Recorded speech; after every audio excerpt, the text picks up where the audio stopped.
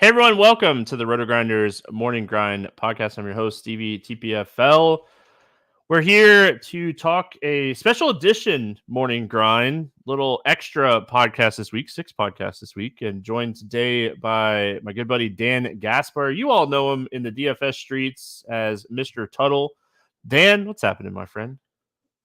Not much. We were talking pre-show. I mentioned I don't think I've done a morning grind with you, and you've been doing this what 10 years? 8 years in 2 weeks. So April, I think we figured it out on the podcast yesterday. It was April 4th is 8 years. 2016, me and Beer did the first podcast. Yeah, so it's been 8 years. I haven't been on here. I mean, I haven't worked with RG all those years, but haven't been on here yet. So kind of funny to do it on a special edition that's college basketball.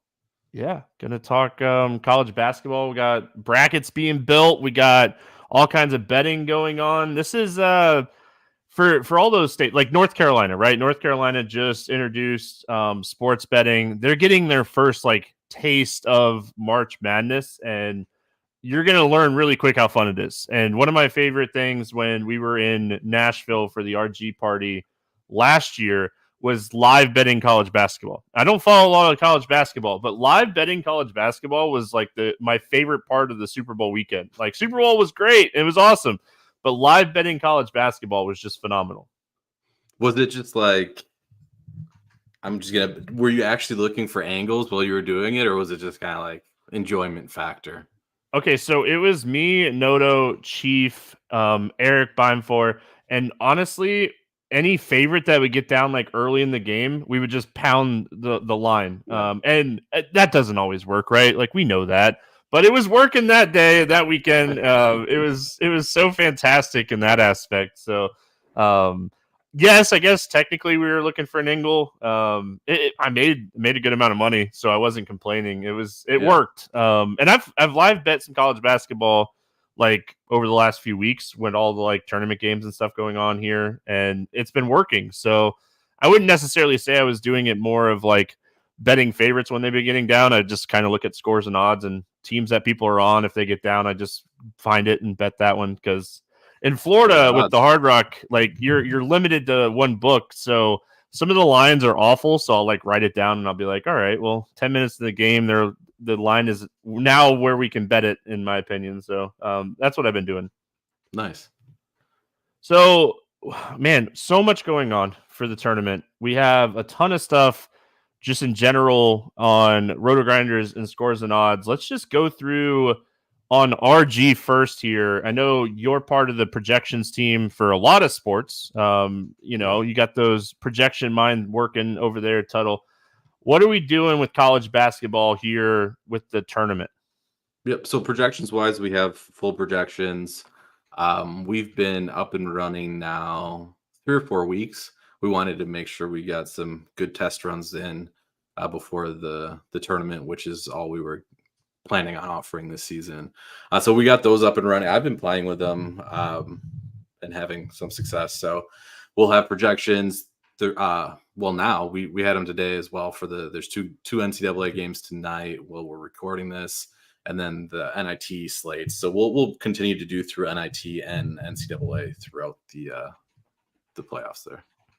And those are live on Lineup HQ, so you guys can load up Lineup HQ. Tuttle's you're doing core plays, right? Correct. Yes. Yep. So you got core plays, and I saw there was another person, right? Barnkiss, I think. Oh, the GOAT, man. Yeah, that guy's been doing college basketball content for RG for a long time. Yep.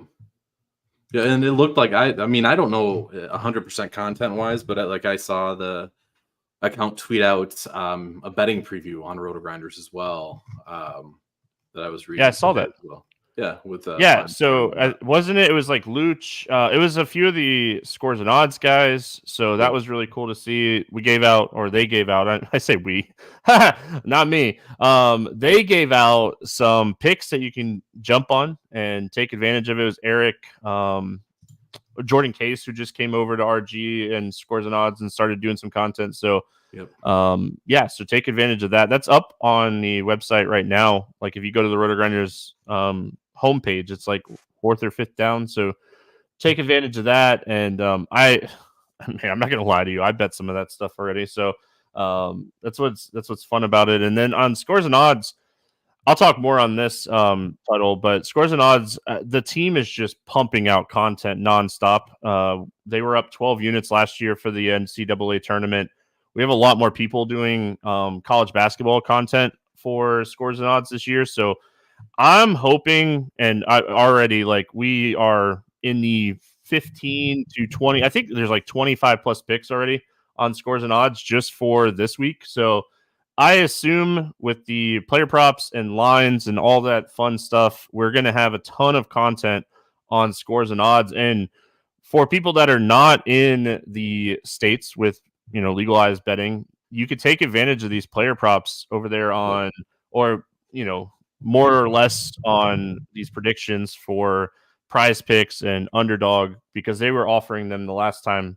But hey, I'm in Florida. I can't even click on Prize Picks now. They don't show me the boards anymore. So, but you can take advantage of these projections and stuff like that as well. And you could use the RG projections and try to see what you could take advantage of. And I know the prop model is going to get rolling here as well. So again, ton of value to whether you want to play DFS or you want to play or do some betting here. So just love this time of year. It's always fun. I'm repping my Gator hat. I don't think we're going to go far in the tournament this year, but should be fun stuff. Anything else that you wanted to add as far as like content for scores and odds or RG? Just the scores and odds. I did actually throw 4 picks up for the prop model already today. So like you said, I'm in Wisconsin, so I'm the opposite of you. I got to do player props because I can't. I have to drive down to Illinois if I want to go play some bets. So I focus on the prop side, the player prop side. And we have 4 up there already for some Thursday, Friday games. And I would guess we'll double, triple that in our offerings. So over the next couple of days. Yeah, so I can't take advantage of player props. So we don't have player props available. So it's like opposite. Like I can just bet the games and, you got to love it. Like, always fun. But I mean, I'm not complaining. I've enjoyed it and, definitely going to enjoy this time of the year. But let's talk round 1. Like you said, there's a couple games going here with I guess we call them like playing games or bubble games, whatever we want to call them. But we have a pretty interesting round 1. My local like small college is they made it in the round of 64 this year. Stetson University is local to me. I feel terrible for them because they get UConn. But a lot of buzz and a lot of excitement like locally about Stetson making it into the double NCAA bracket here. But it's really cool from the aspect of like, hey, your local college is going to get crushed by UConn by 30. But, let's just talk round 1 here in general. Any potential upsets that are like circling for you that are interesting? I mean, we're looking at like 1 versus 16s, and I feel like all of the 1s versus 16s, it's not even going to be like remotely contests. But what are your thoughts here on round 1 just in general? Yeah, I'm not going to pick Stetson over UConn round 1. Man, unfortunately, I am familiar with Stetson though for a couple different reasons. First one being that they have an Isaac Jones that doesn't play, and there's another popular Isaac Jones that does play and gets stats in the NCAA. So name matching issues, which are a nightmare for anybody that deals with projections and does DraftKings things. So Stetson is on my radar for that reason. But yeah, we're not going there for the round 1. The upset, I think that's probably going to catch steam now. Just before coming on the show, Kansas did announce that Kevin McCullar's sitting out. He's not going to play the tournament. That's Kansas's best guard. Hunter Dickinson is expected to play, which we know, but he's coming off a dislocated shoulder. So Kansas is kind of beat up. They set both those guys out in their conference tourney, and just it was not fun to see. They were not a good team. So Samford is I think going to end up being a kind of popular one. I don't think it's like the super popular one, but I think they'll catch some steam here based on the Kansas news for sure. Yeah, that one's definitely interesting. Injuries definitely something you got to be paying attention to, and especially this time of year. And like I will say, like Discord, I know you're very active in Discord as well. The Discord college basketball channel is free. RotoGrinders.com/Discord. It's free. Chop was in there, and you were in there, Yep. and I know a lot of people have been in there. So make sure you're paying attention to Discord. Like, take advantage of it. It's free. So Yeah. That's where you we'll know, announce if like we keep an eye on lineups that they come out. It's a important tournament, so teams do what they can to not sit guys. So that's usually right. not too much of an issue. But that is where if like tonight there was I think a team in the NIT that had a guy surprisingly sit out. That's where we'll kind of update that sort of news. Yeah, and like there is a like bot that like will say, hey, projections have been updated, so you could take advantage of that too. We're like this close to doing that for NASCAR. Can't wait to have that on there as well. But one of the popular ones that I've seen here is this.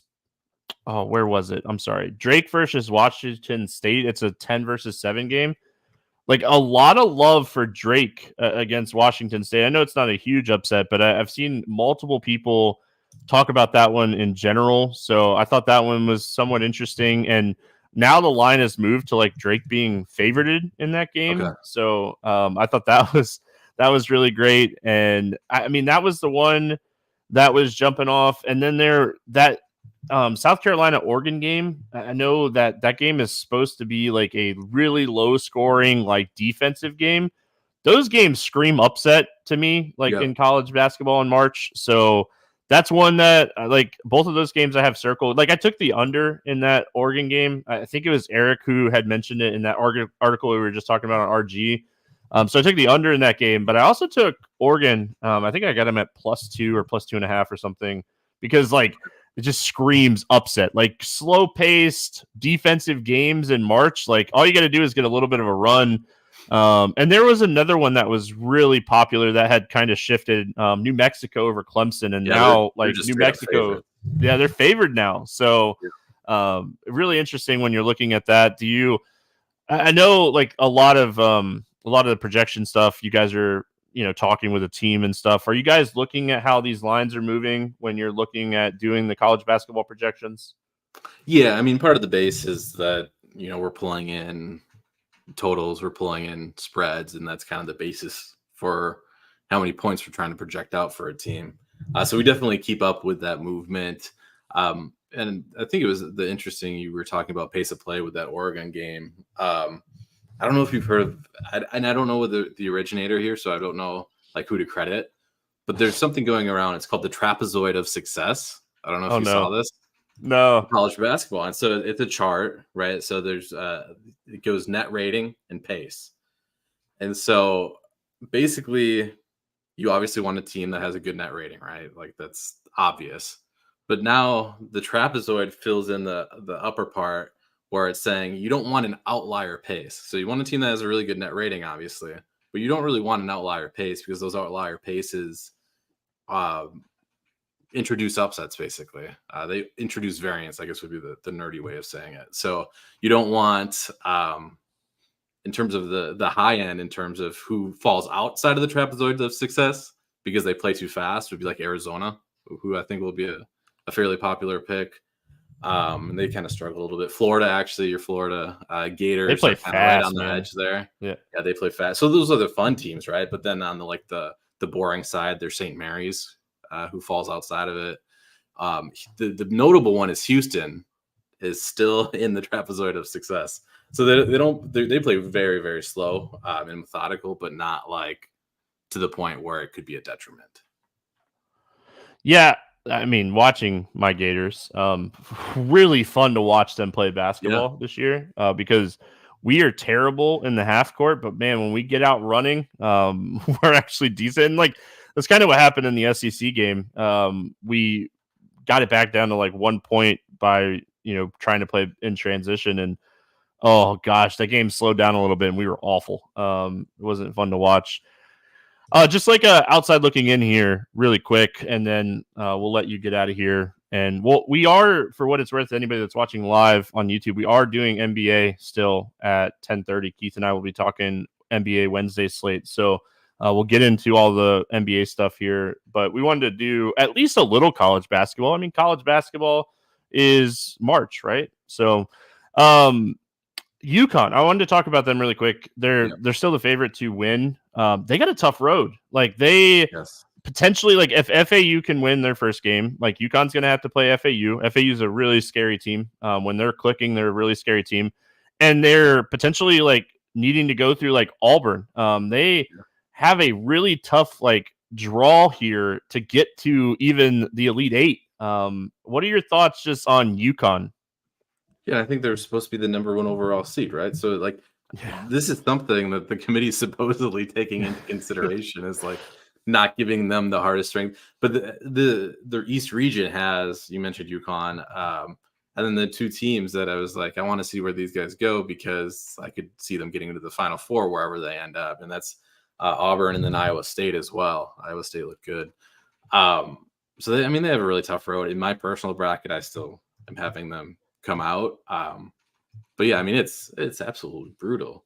And it makes it hard to pick upsets in general in that region as well. Like, because I mean, 1, 2, 3 is just absolutely stacked, or 1 through 4. I guess Auburn's a 4 seed. So yeah, 1 through 4 is pretty stacked. Illinois is the 3 seed there. Yeah, it's a tough. What is it? The East side bracket. East region, and BYU like is one of those teams that you could consider taking. Like, if like maybe they'll beat Illinois, but then again, then they have to face Iowa State, and then it gets really tough on them. Oh yeah, I mean, tough just in general. You look at the South, and it's like, hey, Houston probably has one of the better draws as far as getting to the Elite Eight. I think. Unfortunately for my Gators, Marquette is a really good team this year. And that is, you want to talk about a game that you're going to potentially look at like betting overs. If Florida wins and Marquette wins, like those are 2 fast-paced teams. I noticed that when I was watching some Marquette basketball, another live bet that happened during their tournament games. So there you go. So like that, I mean, obviously Duke's there, Kentucky's there. Like those are like household names, but I think Houston has a pretty good road. Purdue has a pretty good road. They're eventually going to show up in one of these tournaments and, play really good basketball. They have Tennessee, and I think Tennessee is a really stout team SEC wise. And then, North Carolina, they get a pretty easy go here. I know a lot of people on that Mississippi State, Michigan game. That was in the article as well. But before we let you get out of here, I got to know. I know you just said that in your personal bracket, you got UConn. If you're not taking UConn, who do you got, Mr. Boring? I mean, Mr. Tuttle. I think this is not the team I'm picking, but it's the team I have opposite UConn, who I don't think will be very popular. It's Tennessee, who you kind of touched on. Obviously, they're 2 seeds, so they're not like going under the radar by any stretch. But I think people will pick Purdue and Houston out of that side of the bracket pretty often. So I like going Tennessee there. Oh, I like that. I think Tennessee is underrated, and as a Gator, it really pains me to say that. For what it's worth, I don't want to root for Tennessee, but when I was messing around before the show and looking at it, I feel like they do have a pretty good road. I like that call because I do think Purdue is going to be pretty popular. I think Houston's going to be pretty popular. I still debating on who I want like as my champion, but right now, like my lean. Out of everybody here is Kentucky. I feel like Kentucky is that sneaky team this year that just kind of going a little overlooked. I think they have a chance to beat Houston if they can get past Marquette, depending on like how the bracket. Maybe my Gators beat Marquette and like I'm happy, and then we lose, to Kentucky, which as a Gator would pain me a little bit too. But yeah, I'm looking at Kentucky to be like that. And I don't even know if we call them Cinderella team because like they're a 3 seed. So I don't know if we're going to necessarily see a Cinderella team. We'll see one make a run somewhere.